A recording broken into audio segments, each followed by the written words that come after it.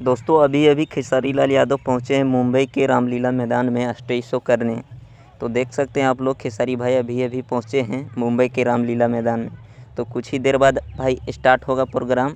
तो आप लोग बने रहिएगा चैनल पे, और चैनल को सब्सक्राइब नहीं किए तो कर लीजिएगा। इस वीडियो को लाइक करके भाई, जैसे ही स्टार्ट होता है प्रोग्राम वीडियो आपको मिल जाएगा।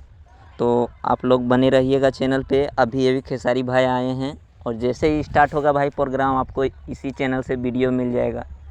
और आपको लाइव का चैट जो लाइव चलेगा भाई उसका मेंशन कर देंगे हम। लिंक हम नहीं चला रहे हैं, कोई दूसरा चलाएगा, लाइव मेंशन कर देंगे। आप लोग देख लीजिएगा और मज़ा लीजिए इस आज का स्टेज शो का, खेसारी भाई का। कुछ ही देर बाद स्टार्ट होगा और आप लोग को लाइव का लिंक भी मेंशन करेंगे। आप लोग देख लीजिएगा, सब्सक्राइब कर लीजिएगा। Thanks for watching, love you all. फिर मिलते हैं दोस्तों नेक्स्ट वीडियो में बहुत ही जल्द।